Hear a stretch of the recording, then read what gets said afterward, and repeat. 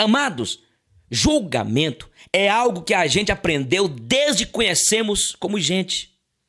Desde que nós começamos a nos conhecer como gente, como ser, com os relacionamentos, com os vínculos, começamos a julgar, principalmente na relação religiosa. Nós temos uma tendência má de julgarmos uns aos outros.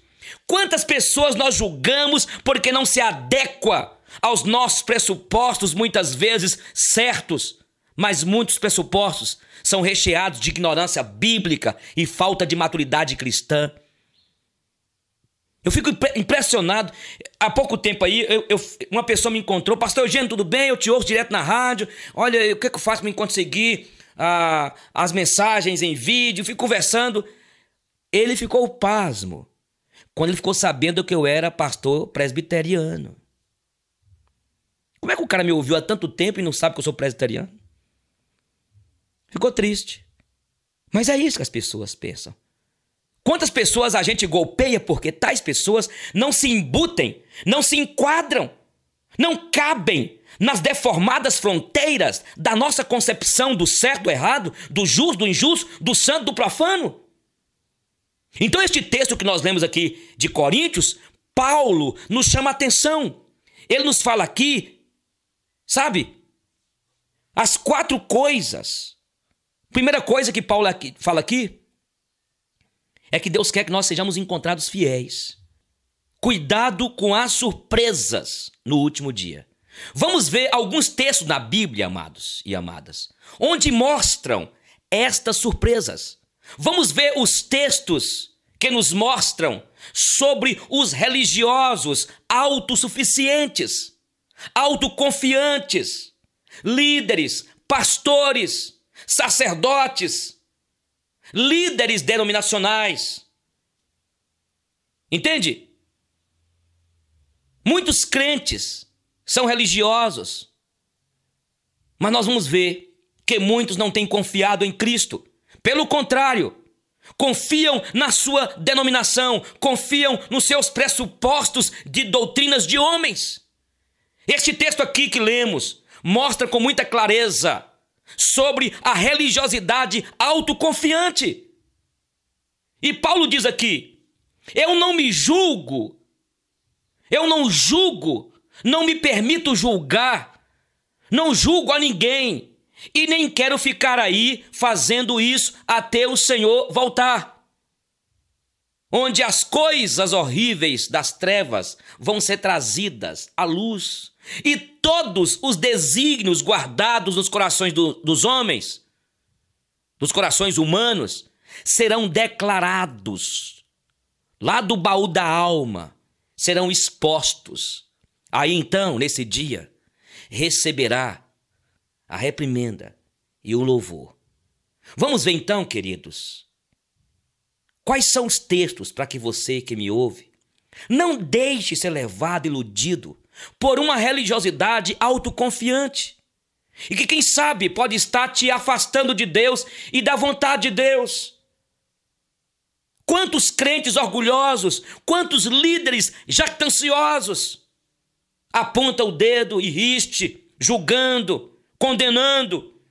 E a minha proposta aqui também é que você, meu irmão, entenda que você não foi chamado para ser juiz de ninguém.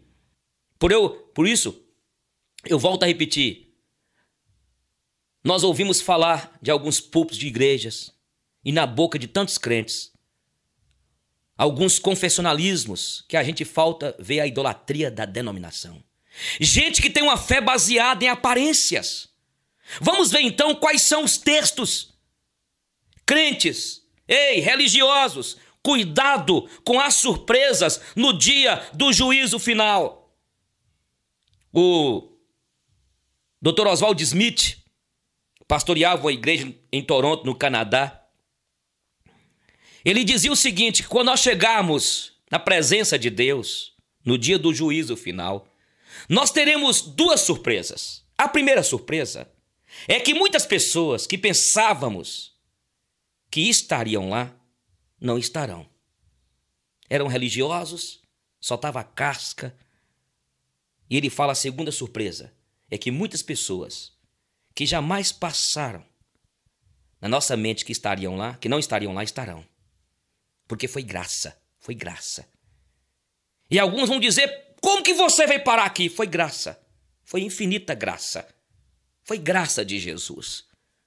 E o Dr. Oswald Smith termina dizendo que a maior bênção é quando você mesmo tem a plena certeza que você irá entrar nos portais da glória nos céus. Então, religiosos, cuidados, crentes, cuidado com a surpresa no dia do juízo final. Em primeiro lugar, a surpresa terão muitos que possuem um confessionalismo carismático. Isso. Entende? Que não dá em si mesmo garantia da salvação. Preste atenção, você que crê nos dons espirituais, você que se orgulha ser pentecostal, porque daqui a pouco também eu vou falar daqueles que se orgulham serem tradicionais. Tem alguns presbiterianos que falam assim, nós temos a melhor teologia. E aí, infusado, e o que tem isso? Você tem certeza da salvação? Você tem vida? E já tem aqueles que orgulham, eu sou batizado com o Espírito Santo, você não é. Eu quero falar disso aqui agora. Cuidado com as surpresas. E a primeira surpresa, aqueles que possuem um confessionalismo carismático. E isso não dá em si mesmo garantia da salvação. Aqui em Mateus capítulo 7, versículo 21 e 23 diz, e quem está falando aqui é Jesus. Nem todo aquele que me diz Senhor, Senhor, entrará no reino dos céus. Nem todo aquele que tem a confissão teológica, sabe? Aquele que pratica um carismatismo pragmático. Aquele que diz, Senhor, em teu nome temos profetizado, expulsado demônios, operamos milagres, curemos enfermos. Sabe o que o Senhor diz aqui? Eu vos direi que isso, não vos conheço. Diz o Senhor, eu vos direi que isso não tem relação pessoal comigo. Tudo é em vão. Tudo é em vão. Também direi que o carismatismo pragmático que não desemboca em obediência à minha palavra é misticismo obscurantista. O que adianta dizer que crê nos dons? Que crê no dom, mas é um péssimo marido? O que adianta que crê nos dons, mas a pessoa que vive uma vida desregrada, enrolada? Vós que praticais a iniquidade. Aqui diz o texto, irmãos. Apartai-vos de mim. Esta é a primeira surpresa de muitos que chegarão diante de Deus. Entende? Chegarão diante de Deus. Mas, Senhor, nós expulsamos demônios, nós profetizamos, Senhor, nós fizemos milagres, curamos enfermos. Não vos conheço. Vocês creram em tudo isso, mas era um bando de juízes. Era um bando de pessoas que só sabia apontar o dedo para os outros. O segundo quadro aqui, segundo o texto que a palavra de Deus nos fala, advertindo-nos, está aqui em Lucas capítulo 13. Aqui em Lucas capítulo 13, versículo 26 a 29. Este texto aqui, Jesus diz que muitos aproximar-se-ão dele, do Senhor, e lhes dirão, Senhor, nós comíamos e bebíamos na tua presença. Senhor, tu nos ensinavas em nossas ruas. Só que o resultado dessas declarações aqui é que naquele dia o Senhor haverá de dizer que as frequências não é conhecimento. Diz aqui o versículo 27, e a surpresa é que alguns que estavam ausentes dos eventos estarão presentes diante de Deus para sempre. Aqui o versículo 29 nos fala isso. Tudo se resume nesta advertência que proximidade e convívio religioso não garantem a salvação. É o que Santo Agostinho declarou. Diz Santo Agostinho que a igreja tem muitos os quais Deus não tem, e que Deus tem muitos os quais a igreja não tem. E isso me leva, e a você que está me ouvindo, escute, a parar de ficar julgando, achando que porque a pessoa tem uma carta lá, você tem a sua carteirinha de membresia, que isso lhe dá garantia. Tem evangélico que é igual o católico. E o católico acha que ele vai lá, coloca a cinza na cabeça, vai domingo de manhã na missa, mas continua vivendo a vida, sabe? Sem mudança. Assim também tem muitos crentes. Esse é o segundo aspecto aqui. Ir na igreja direto não significa, meu filho, que isso dá garantia de vida eterna. Temos que ter cuidado, porque proximidade e convívio religioso não garantem o reino de Deus para ninguém. Dizer aqui, olha, comíamos em tua presença, Jesus, ouvíamos os teus ensinos, estávamos na escola bíblica dominical, no culto à noite, eu entregava o dízimo, Senhor. Eu fazia parte da igreja lá que fazia as campanhas, Senhor. E eu dava tudo que eu tinha pela fé, porque eu queria a bênção do Deus da bênção. Mas você não quis, miserável. Você não quis o Deus da bênção, você só queria as bênçãos do Deus da bênção. Só que isso não adianta. Não te dá direito de morar para sempre com Ele. Isso não significa que tal pessoa tem relação com Ele. Diz que podemos ter uma surpresa porque muitos que não eram, estão presentes. Venham a ser contados com os mais presentes no reino de Deus. E aí você está se gloriando aí. A segunda coisa que ele diz é que os julgamentos humanos de aprovação ou desaprovação são muito falhos. E é por isso que ele não estava preocupado com os tribunais humanos, com os juízos humanos, com os vereditos humanos. Porque Paulo compreendia que muitas vezes a justiça humana é injusta, pelo simples fato de que fatos em si, matéria para julgamento, são de uma extrema superficialidade e que muitas vezes bons fatos foram criados fortuitamente por malignas motivações.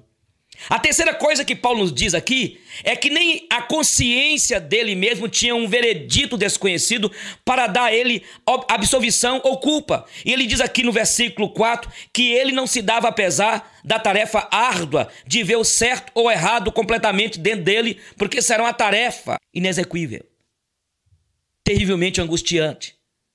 A quarta coisa que ele diz que o momento histórico é um momento de paciência, de misericórdia, de compassividade, de espera.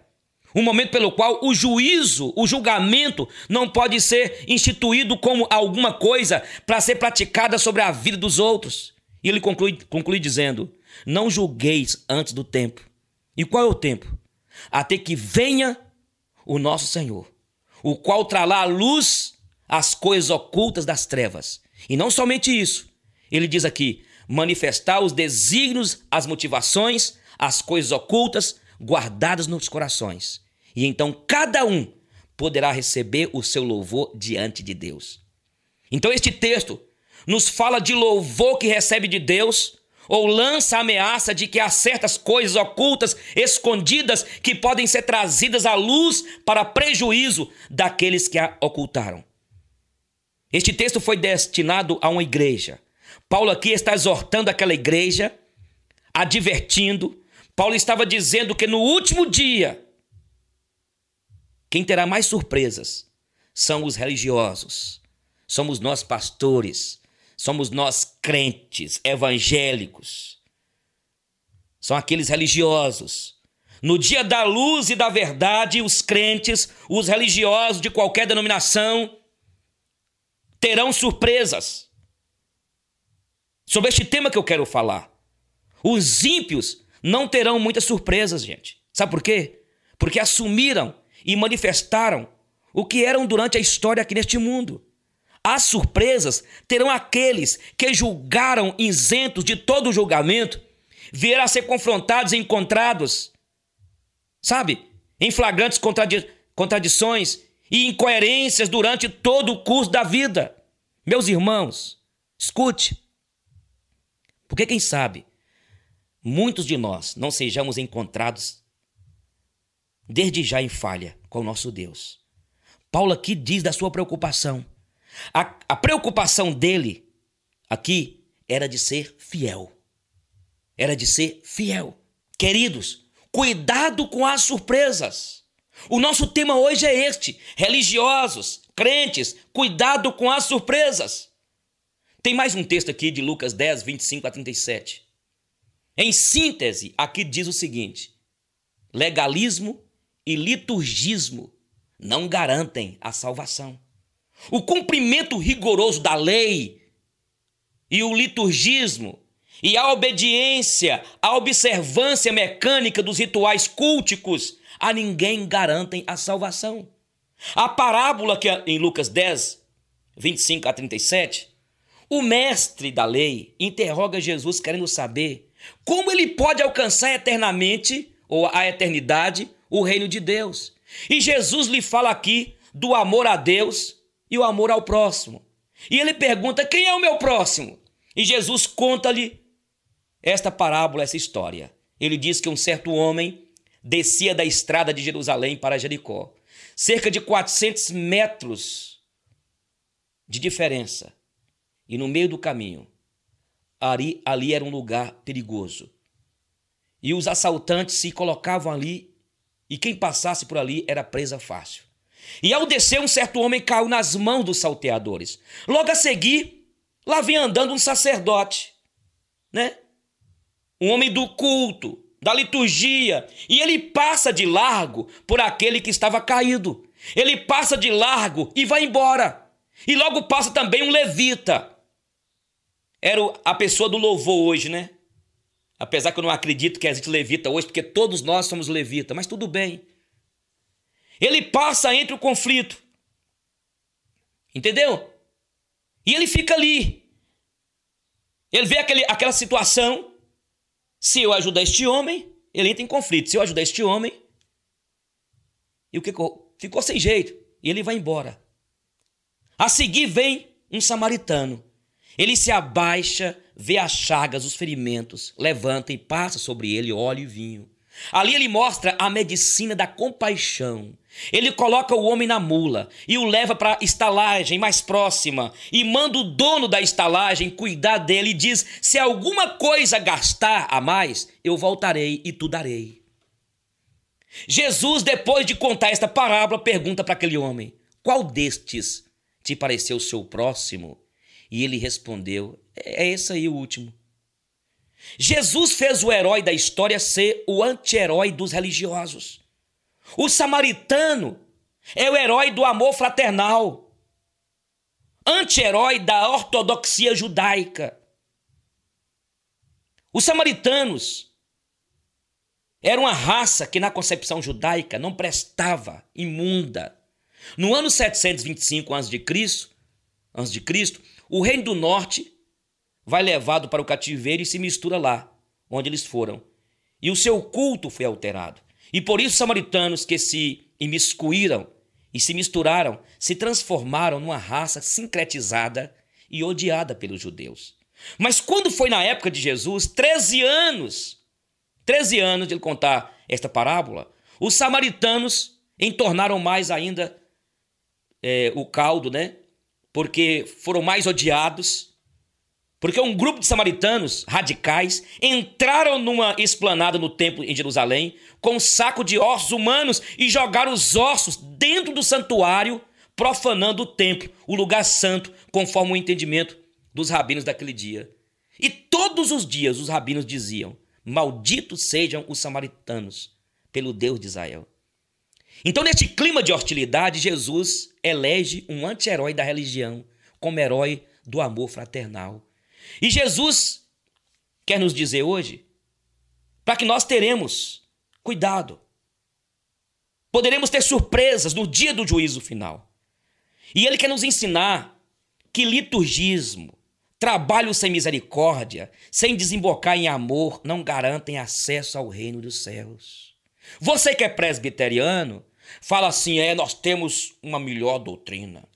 Uma vez eu estava no concílio, e aí, naquele concílio, levantou um pastor e falou assim: uma cidade que não chegou ainda à igreja presbiteriana, não chegou o verdadeiro evangelho. Uns 3, 4 anos depois, esse cara estava enfrentando um problema sério pessoal. E não estou dizendo que foi por causa disso, não. Não estou dizendo aqui de maldição, nada disso, não. Estou dizendo que é isso mesmo. A pessoa já recebeu a recompensa, o orgulho, O batista diz, tem de ser batista. Por que o batista? Esses dias uma irmã veio perguntar para mim, pastor Eugênio, nós estamos congregando numa igreja batista e eles estão querendo nos rebatizar. O que o senhor acha? Eu falei assim, eu acho errado. Porque agora também eu não estou nesse negócio de ficar negociando muita coisa, não. Eu acho errado. Vocês estão dizimando lá, contribuindo lá, agora eles querem rebatizar você? Sai fora. Mas é assim. O pentecostal fala o quê? Você é batizado com o Espírito Santo? O senhor é pastor de qual igreja? Vocês estão vendo? E escute, meu amado, porque eu comecei falando da minha própria denominação, para depois falar da tua. Nós não temos diferença demais do católico, não, porque o católico fala assim, a madre igreja católica. Eu sou católico, apostólico, não é assim? Eu sou presbiteriano. O senhor conhece a doutrina, sabe? Lapsarianismo, super lapsarianismo, infra. Sim, e aí? Fica aí com a cabeça cheia de doutrinas. Conhece toda a doutrina. Eu quero saber se você mudou de vida, enfusado. Eu quero saber se você mudou de vida lá no seu trabalho como empresário, como pai, como mãe. E nós teremos surpresas, irmão, no dia do juízo final, porque liturgia, doutrina, conhecer doutrina, defender com unhas e dentes o batismo, a minha doutrina. Você crê em predestinação? Não crê, não? Você não crê. Aí eu começo a julgar o cara porque ele não crê na predestinação. Só que crê ou não crê em predestinação, não me dá garantia de vida eterna não, gente. E não crê também não. Eu creio na perseverança dos santos, uma vez salvos, sempre salvos. Agora, se aquele irmãozinho não crê porque ele não está entendendo isso, eu não posso julgá-lo que ele não é salvo. Certamente o nome dele pode estar escrito no livro da vida. Nós julgamos as pessoas. Vocês estão entendendo o que eu estou falando aqui? Vocês estão entendendo? Crentes, religiosos, cuidado com as surpresas. Liturgismo, conhecer doutrina, não me dá garantia de vida eterna. E é isso que eu volto a dizer o que Dr. Oswald Smith, pastor da Igreja Presbiteriana no Canadá, lá em Toronto, dizia. No dia do juízo final, muitas pessoas que jamais pensaram pela nossa mente que estariam lá, não estarão. Eram bons crentes, conheciam tudo de doutrina, justificação, predestinação, adoção. Conhecia tudo sobre a doutrina da graça.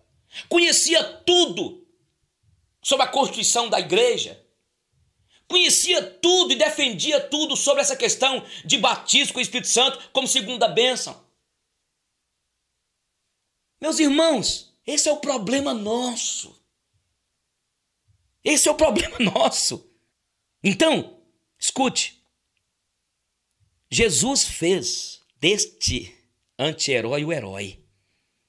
E Jesus quer nos dizer hoje para nós que teremos surpresa no dia do juízo final. Que liturgismo,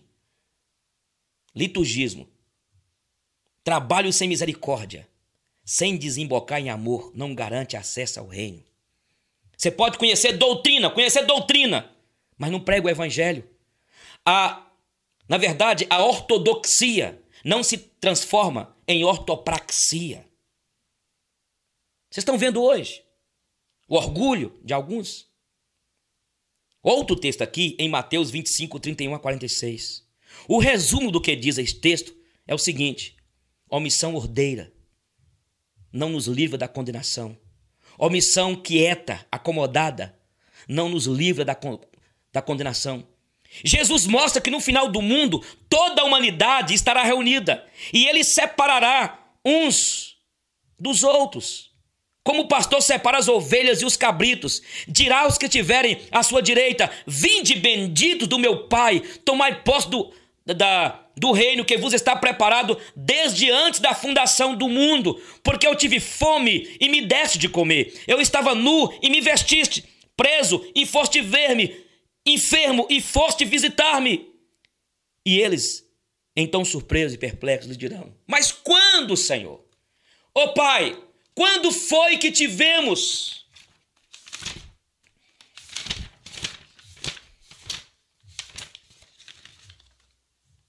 Mas quando, Pai, que te vimos nu, com sede, com fome, enfermo, preso, e não te assistimos? E o Senhor lhes dirá: Ou e te assistimos, né? E te assistimos, e o Senhor lhes dirá: sempre que fizestes a cada um destes pequeninos, a mim me fizestes. E dirá ao outro grupo: apartai-vos de mim, malditos, para o fogo eterno, preparado para o diabo. Porque eu tive fome, tive sede, nu, enfermo, não me visitaste, preso, e não me assististes. E eles perguntarão assustados: Senhor, mas quando? Quando foi que te vimos enfermo, nu, com fome, com sede, preso?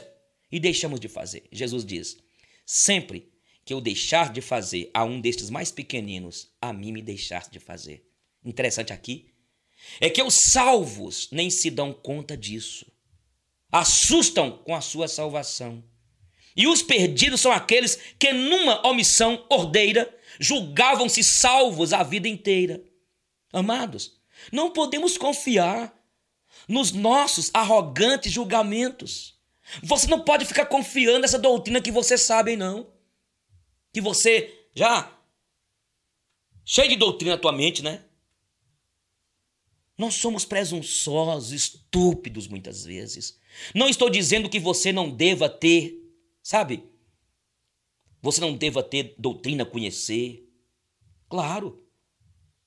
A Bíblia me dá base para que eu possa ter, conhecer, me firmar, ter certeza do perdão dos meus pecados, certeza da vida eterna, certeza da graça de Jesus. Mas ela me estimula a que eu tenha uma humildade, certeza da salvação, mas tenha humildade. A Bíblia nos manda e nos estimula a que fiquemos atentos, ainda que eu esteja confiante na graça, mas eu tenho de tirar todo orgulho e presunção. Para de julgar. O que Paulo está dizendo deve cair sobre nós como uma grande advertência. Temos de ter uma humildade quebrantada, certeza da salvação, mas quebrantada. Temos de tirar de nós todo presunçoso e arrogante juízo. Não julgamos para que não sejamos julgados. Que possamos, irmãos, esperar em Deus, que no tempo próprio vai arrancar as coisas ocultas das trevas e manifestá-las à luz, e declarar os corações humanos e mostrar todos os desígnios que estiveram incubados em nós. Estou terminando de dizer o seguinte: cuidado, crentes religiosos. Cuidado, você que é carismático, que acha. Cuidado, você que acha que você é carismático e que você ora, e que a tua igreja, na minha igreja tem poder, na nossa igreja o povo cai. E aí? E aí? O povo cai no chão, o povo fala em línguas, profecias, porque na minha visão, 99,9% das línguas e profecias, revelações que estão dentro de algumas igrejas hoje, não passa de condicionamento psicológico, não passa de criação para poder amedrontar o povo e manter aquele povo cativo de uma religiosidade estúpida. Eu creio nos dons, creio, mas crer em dons, a sua igreja que você diz que é cheia do fogo e que o povo treme, isso não vale nada, irmão. Aliás, isso não vale nada não, isso não quer dizer nada. Isso não quer dizer nada. E aí tem um bando de crentes ficam julgando uns aos outros. Você sabia? Você sabia que tem pessoas que se orgulham porque falam em línguas, porque têm dons espirituais. Ainda que eu fale a língua dos homens, se não tiver amor, nada adianta. Aqui diz: em teu nome expulsamos demônios, fizemos milagres, fizemos isso, aquilo outro. Eu não vos conheço, não. E alguns que chegam a orgulharem: nós temos doutrina, a nossa igreja. Gente, eu não aguento mais esse circo, não.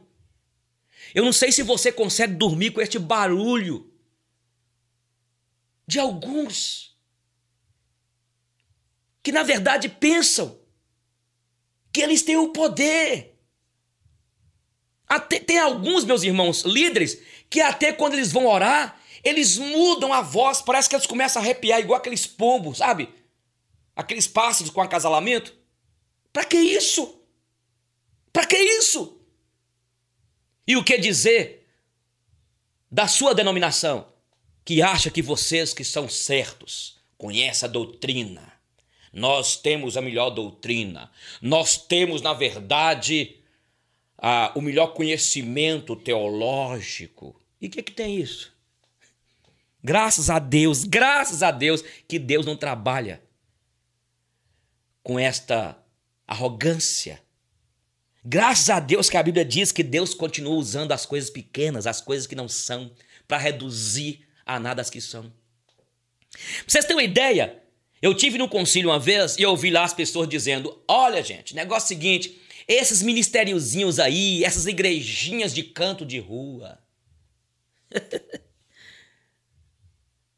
Meus irmãos, tudo bem que tem muito desvio teológico, tem muita mercado, né, comércio da fé. Mas tem gente que é assim, sabe? Tem pessoas que acham que a igreja dele está com a verdade. Olha a igreja católica que se orgulham dizendo a primeira igreja foi a igreja católica apostólica romana. E na verdade não foi. A igreja começou aonde? Entende? Mas a mesma coisa tem alguns crentes que falam assim. A pessoa vê lá um pastor que abriu um pontinho ali, alugou uma portinha ali, alugou ali. Meus irmãos, nós não somos como aquelas igrejinhas. Deixa de ser orgulhoso, irmão. E graças a Deus, porque Deus não depende de igreja presbiteriana. Eu falei presbiteriana. E eu faço parte dela. Eu a amo. Mas eu não sou presbiterianólatra. Eu não sou doido, não sou besta, não sou burro, idiota. Deus não depende da igreja batista. E tampouco da igreja Assembleia de Deus. Pior da Assembleia, pior da presbiteriana, pior da batista, pior Nazareno. Por isso que você está vendo aí alguns pastores que vêm aqui em Montes Claros, montam um ministério, começa a crescer, abençoado, aí todo mundo fica com dor de cotovelo. O pastor não quer trabalhar, não quer ir visitar, não quer pregar. E é isso. E quando as ovelhas começam a sair, porque começa, sabe o que acontece? Começam agora a ficar xingando as outras igrejas. Porque acham que eles têm o poder. Sabe qual foi a mensagem que eu compartilhei com você hoje? Crentes, pastores, apóstolos, missionários, crentes, cuidado com as surpresas. Cuidado com as surpresas. Eu quero falar de novo aqui. Tem muita igreja errando, tem muito pastor errando, tem muito pastor aí comercializando a fé. Mas tem muito pastor sério. Chega aqui em Montes Claros, coloca uma igrejinha ali, começa a trabalhar, monta ali o ministério. E aí fica a igreja presbiteriana, a igreja batista, a igreja nazareno, a igreja metodista, não é assim? A igreja Assembleia de Deus, achando que elas são as portadoras da mensagem do evangelho. Nós estamos iguais, o catolicismo romano. Aí eu quero dizer para você que é pastor, que montou o seu ministério e está trabalhando, continua firme nessa. Faça seu povo, trabalhe honestamente, viu? Dedicado. Eu tenho algumas pessoas que têm me procurado, alguns pastores, homens de Deus, estão trabalhando. A igrejinha começou com 3, 5, 10, está crescendo. Trabalhe. Firme na palavra. Mas nós temos que ter cuidado, porque nós teremos um dia uma surpresa. Teremos surpresas, o dia do juízo final. E quando o Senhor Jesus vier buscar a igreja dele, como diz Santo Agostinho, que o Senhor Deus tem ovelhas que não estão nas igrejas. E as igrejas têm ovelhas que não estão na igreja invisível de Deus. Há muito tempo atrás, um casal de velhinhos que não tinham filhos morava em uma casinha humilde de madeira. Tinha uma vida muito tranquila, alegre, e ambos se amavam muito. Eram felizes, até que um dia aconteceu um acidente com a senhora. Ela estava trabalhando em sua casa quando começou a pegar fogo na cozinha e as chamas atingiram todo o seu corpo. O esposo acorda assustado com os gritos e vai à sua procura. Quando a vê coberta pelas chamas e imediatamente tenta ajudá-la. O fogo também atinge seus braços e, mesmo em chamas, consegue apagar o fogo. Quando chegaram os bombeiros, já não havia muito da casa, apenas uma parte, toda destruída. Levaram rapidamente o casal para o hospital mais próximo, onde foram internados em estado grave. Após algum tempo, aquele senhor menos atingido pelo fogo saiu da UTI e foi ao encontro de sua amada. Ainda em seu leito, a senhora, toda queimada, pensava em não viver mais, pois estava toda deformada, queimara todo o seu belo rosto. Chegando ao quarto de sua senhora, ela foi falando: "Tudo bem com você, meu amor?" "Sim", respondeu ele. "Pena que o fogo atingiu os meus olhos e não posso mais enxergar. Mas fique tranquila, meu amor, que sua beleza está gravada em meu coração para sempre." Então, triste pelo esposo, a senhora pensou consigo mesma: "Como Deus é bom! Vendo tudo o que aconteceu a meu marido, tirou-lhe a visão para que não presencie esta deformação em mim. As chamas queimaram todo o meu rosto e estou parecendo um monstro. E Deus é tão maravilhoso que não deixou ele me ver assim." Passado algum tempo e recuperados milagrosamente, voltaram para uma nova casa, onde ela fazia tudo para o seu querido e amado esposo. E o esposo, agradecido por tanto amor, afeto e carinho, todos os dias dizia-lhe: "Como eu te amo, você é linda demais. Saiba que você é e será sempre a mulher da minha vida." E assim viveram mais de 20 anos, até que a senhora veio a falecer. No dia do seu enterro, quando todos se despediam da bondosa senhora, veio aquele marido com os olhos em lágrimas, sem seus óculos escuros e com sua bengala nas mãos. Chegou perto do caixão, beijou o rosto acariciando sua amada, disse em tom apaixonante: "Como você é linda, meu amor. Eu te amo muito."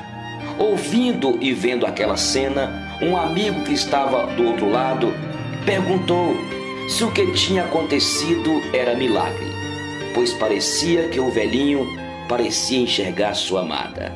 O velhinho, olhando nos olhos do amigo, apenas falou com as lágrimas rolando quente em sua face: "Nunca estive cego, apenas fingia, pois quando vi minha amada esposa toda queimada e deformada, sabia que seria duro demais para ela continuar vivendo daquela maneira." Foram 20 anos vivendo muito felizes e apaixonados. Foram os 20 anos mais felizes de minha vida e emocionou a todos os que ali estavam. Moral da história: na vida temos de provar que amamos, muitas vezes de uma forma difícil. E para sermos felizes, temos de fechar os olhos para muitas coisas. Mas o importante é que se faça única e intensamente com amor. Pense nisso.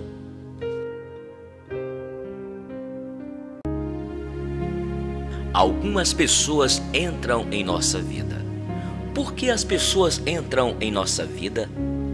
Pessoas entram na sua vida por uma razão, uma estação ou uma vida inteira. Quando você percebe qual deles é, você vai saber o que fazer por cada pessoa. Quando alguém está em sua vida por uma razão, é geralmente para suprir uma necessidade que você demonstrou. Elas vêm para auxiliá-lo numa dificuldade, te fornecer orientação e apoio, ajudá-lo física, emocional e espiritualmente. Elas poderão parecer como uma dádiva de Deus. E são. Elas estão lá pela razão que você precisa que eles estejam lá. Então, sem nenhuma atitude errada de sua parte ou em uma hora inconveniente, essa pessoa vai dizer ou fazer alguma coisa para levar essa relação a um fim. Às vezes, essas pessoas morrem. Às vezes, elas simplesmente se vão. Às vezes, eles agem e te forçam a tomar uma posição. O que devemos entender é que nossas necessidades foram atendidas, nossos desejos preenchidos e o trabalho delas feito. As suas orações foram atendidas e agora é tempo de ir. Quando pessoas entram em nossas vidas por uma estação, é porque chegou sua vez de dividir, crescer e aprender. Elas trazem para você a experiência da paz ou fazem você rir. Elas poderão ensiná-lo algo que você nunca fez. Elas geralmente te dão uma quantidade enorme de prazer. Acredite, é real, mas somente por uma estação. Relacionamentos de uma vida inteira te ensinam lições para a vida inteira. Coisas que você deve construir para ter uma formação emocional sólida. Sua tarefa é aceitar a lição, amar a pessoa e colocar o que você aprendeu em uso em todos os outros relacionamentos e áreas de sua vida. É dito que o amor é cego, mas a amizade é clarividente. Obrigado por ser parte da minha vida. Pare aqui e simplesmente sorria. Trabalhe como se você não precisasse do dinheiro. Ame como se você nunca tivesse sido magoado e dance como se ninguém estivesse te observando. O maior risco da vida é não fazer nada. A triste história de um médico. Num determinado hospital público, chegou um paciente em estado grave. As enfermeiras correram para ver o paciente e, após a verificação, perceberam que o estado daquele jovem de 21 anos era algo desesperador e precisava urgentemente de um auxílio médico. Então a enfermeira plantonista correu e foi à sala do médico e, ao chegar, disse: Doutor, há um jovem garoto. Ele acaba de dar entrada aqui no hospital em estado grave. Por favor, venha depressa atendê-lo. Então o médico disse a ela: Calma, essas coisas acontecem todos os dias. Eu vou terminar de comer a minha pizza e daqui a pouco vou atender. A enfermeira indagou: Mas doutor, o caso é gravíssimo e o rapaz pode morrer. Calma, enfermeira, leve ele à UTI e me aguarde lá. Então a enfermeira começou a chorar e foi correndo prestar os devidos socorros àquele jovem. Se passaram quase 30 minutos até que o médico chegou na UTI. E ao chegar, a enfermeira estava chorando, olhando para o paciente que já estava coberto com aquele lençol branco, porque acabara de falecer por não ter tido socorro médico. O médico imediatamente correu para ver o garoto e, para sua surpresa, ao puxar o lençol branco, quase desmaiou, porque aquele garoto, ao qual ele demorou para atender, era o próprio filho. Neste momento o médico gritou e chorou, ajoelhando no chão e pedindo perdão a Deus e ao seu filho. Todos os outros médicos correram para ver o que havia acontecido e todos choraram, pois também conheciam aquele jovem filho do doutor, que poderia ter sido atendido naquele hospital público. O que o doutor não sabia é que mesmo ele e sua família, tendo um plano de saúde o mais caro, nunca imaginou que um dia um dos seus poderia ser atendido no hospital do povo. A partir deste dia, este médico prometeu ser o melhor, fazer o melhor e atender cada paciente como se fosse alguém de sua família. Logicamente, este remorso será para sempre irreversível. Pense nisso. Não deixe para daqui a pouco o que você pode fazer agora, neste momento. Seja melhor na sua vida profissional, sentimental, material. Não perca tempo, porque o tempo é precioso. Construa sonhos, ainda que pareçam ser impossível aos seus olhos. Acredite na sua capacidade, para não sentir na velhice a dor de não ter consigo realizar seus sonhos na juventude. Seja humilde, ajude o seu próximo, sem querer nada em troca, pois assim você vai ver que colherá grandes frutos daquilo que você plantou. Não importa a sua situação financeira, se é rico ou pobre. No final, todos nós iremos para o pó da terra. Não poderemos levar nada desta vida. A Bíblia diz aqui em Eclesiastes 12:7: e o espírito volta a Deus que o deu, e o pó volta à terra como era.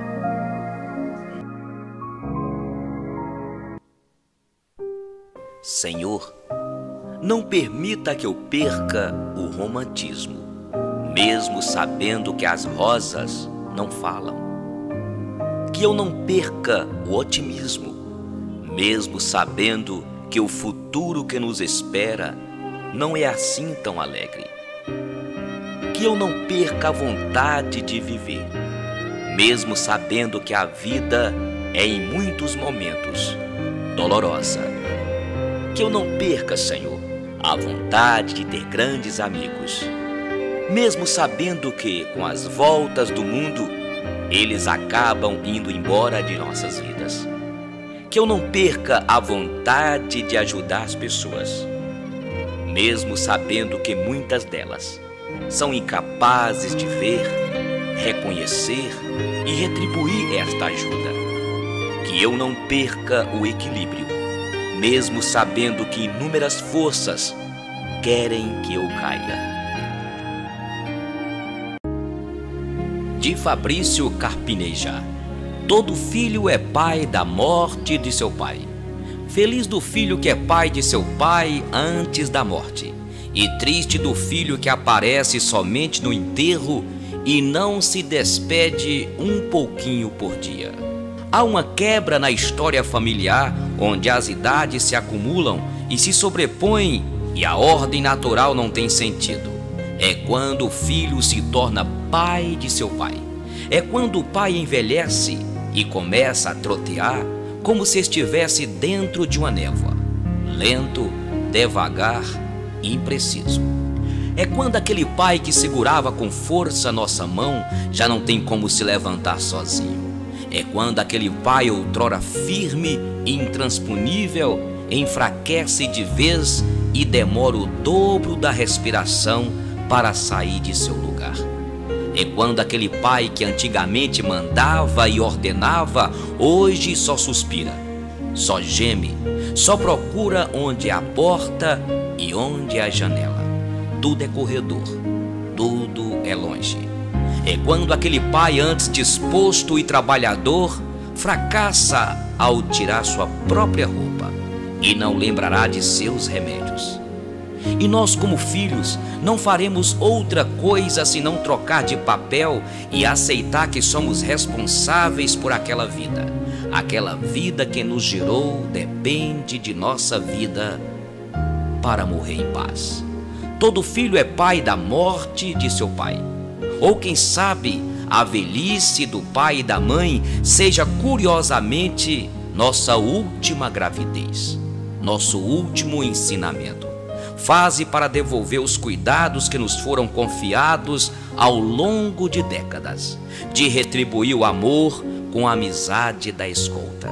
E assim, como mudamos a casa para atender nossos bebês, tapando tomadas e colocando cercadinhos, vamos alterar a rotina dos móveis para criar os nossos pais.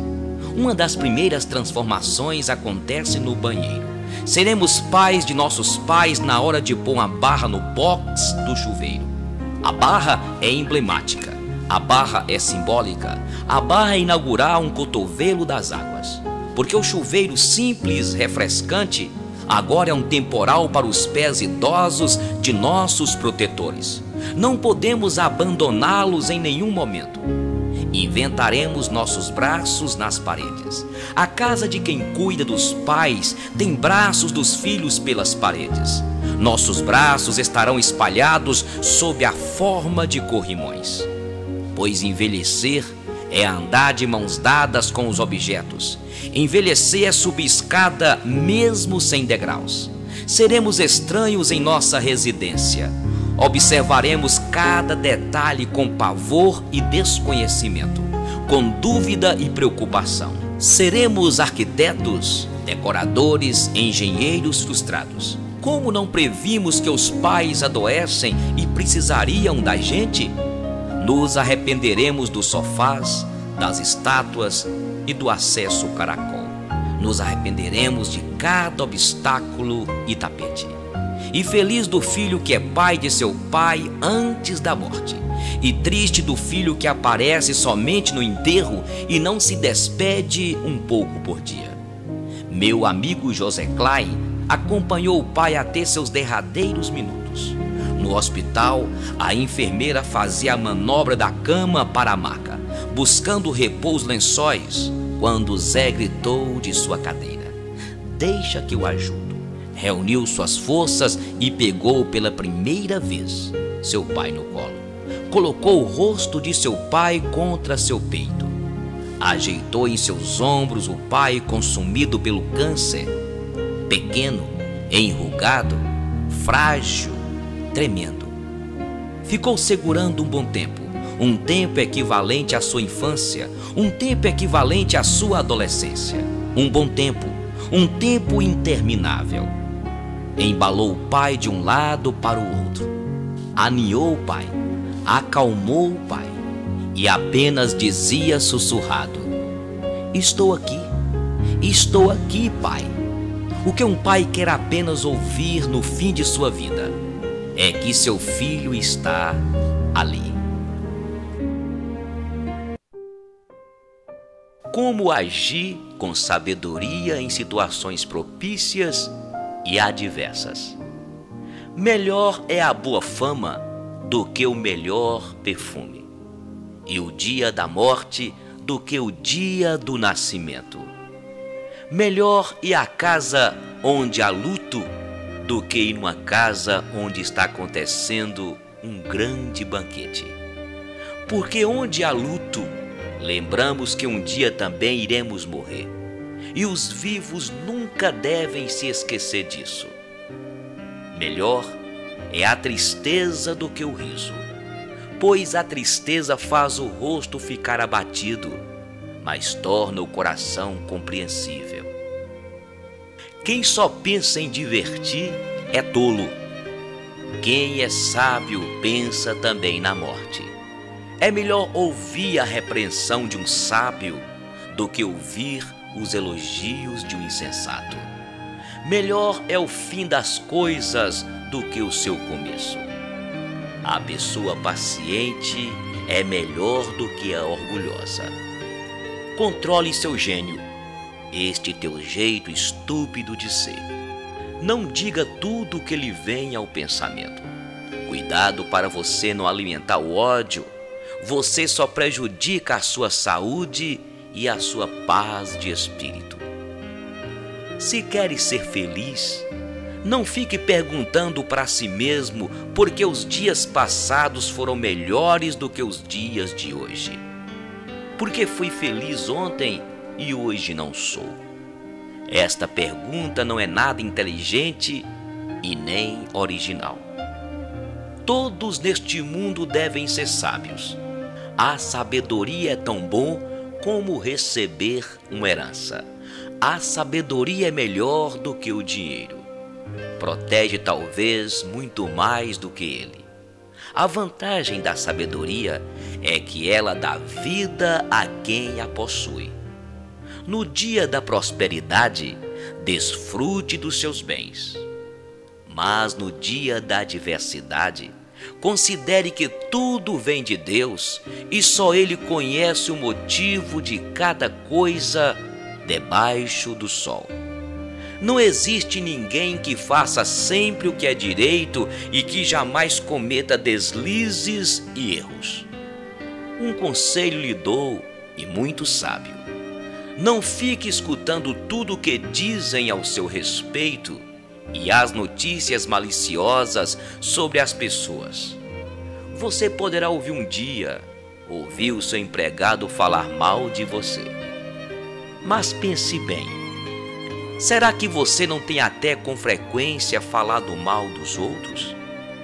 Usei a minha sabedoria para chegar a todas estas conclusões. Estava resolvido a ser sábio, mas tenho que confessar que jamais consegui alcançar a verdadeira sabedoria, pois só em Deus ela está inteira e sem retoques. Como pode alguém afinal descobrir o profundo e complicado sentido da vida? No entanto, sempre estive resolvido a estudar e conhecer as coisas o mais profunda e sensamente possível. Queria encontrar respostas para as mesmas perguntas, saber a razão de serem a maldade e a falta de juízo, esta loucura. Devo dizer que encontrei uma coisa mais amarga do que a morte. Um certo tipo de mulher, cujo coração é uma armadilha, uma rede para pegar o tolo. Seus braços são correntes para prendê-lo. O homem que procura agradar o Senhor consegue fugir dela. Mas o fraco e o perverso, este cai no seu laço de morte e se torna o seu prisioneiro. Descobri isso pouco a pouco, quando procurei respostas para as minhas perguntas. Procurei outras respostas, mas não achei nenhuma. Entre 1000 homens encontrei um em quem eu poderia confiar. Tudo o que aprendi se resume nisto: Deus nos fez simples e direito, mas nós complicamos tudo. Somente os sábios sabem explicar as coisas. A sabedoria de uma pessoa brilha no seu rosto e a torna atraente, ainda que desprovida de beleza. Lá bem no alto do 12º andar do ano, vive uma louca chamada Esperança. E ela pensa que quando todas as sirenas, todas as buzinas, todos os reco-recos tocarem, atira-se e, ó delicioso voo, ela será encontrada miraculosamente incólume na calçada, outra vez criança. E em torno dela indagará o povo: como é o teu nome, meninazinha de olhos verdes? E ela lhes dirá: é preciso dizer-lhes tudo de novo. Ela lhes dirá bem devagarinho, para que não esqueçam: o meu nome é Esperança. Mário Quintana.